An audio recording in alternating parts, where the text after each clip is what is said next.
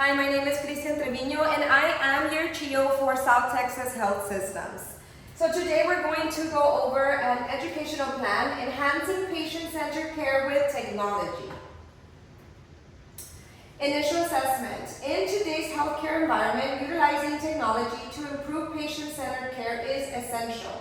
We can greatly enhance patient satisfaction, adhere to treatment plans, and general health status by utilizing cutting-edge technology.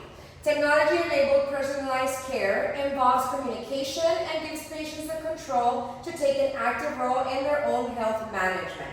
Studies indicate that incorporation of technology into the healthcare results in enhanced patient outcomes and therapeutic efficacy.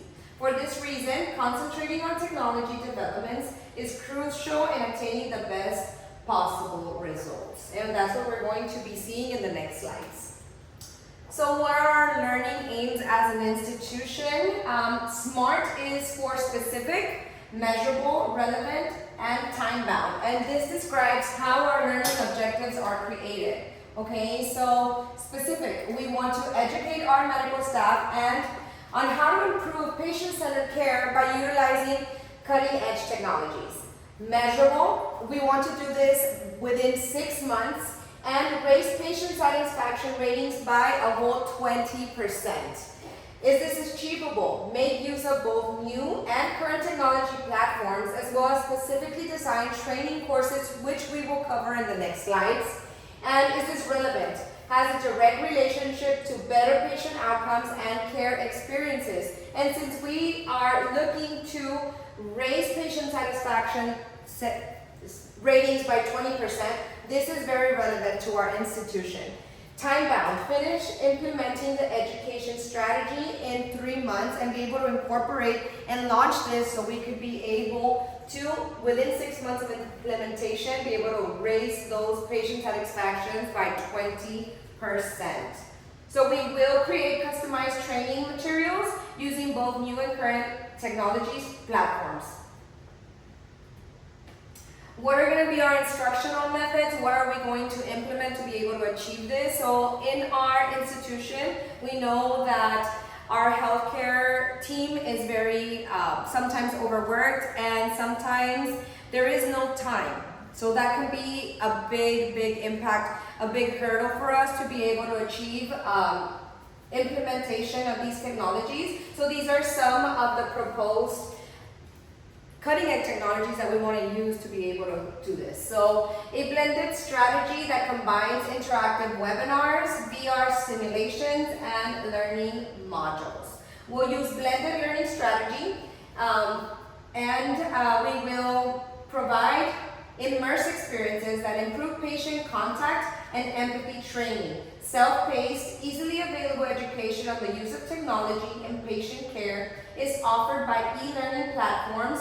Interactive webinars will facilitate in-the-moment Q&A conversations and the exchange of best practices, guaranteeing through comprehension and participation. So the idea is to be able to use all of these. So apps for virtual reality have been very successful in universities in teaching or furthering the education of our nurses. So we want to start with this, be able to implement a new procedure, and then we want to learn to go over platforms. So in these, we're going to go ahead and further our education by reading and learning at our own pace. And then lastly, we want to bring in somebody that really is knowledgeable in that specific area that could do a webinar with live Q&A and any type of questions that our healthcare team may have, may able to discuss this through our live Q&A, which can be done from anywhere from their phones, which is a great way to be able to achieve and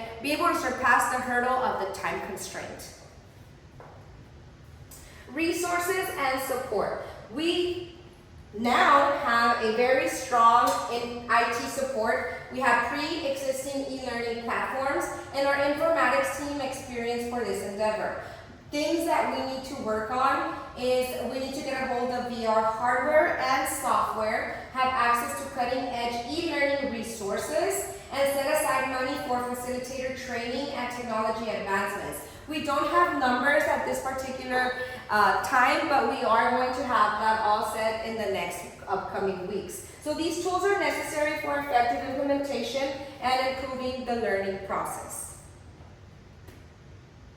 So what is our timeline, okay? We will carry out a comprehensive needs analysis in month 1 to pinpoint any gaps and assign resources. We'll create VR simulations and e-learning materials at the same time.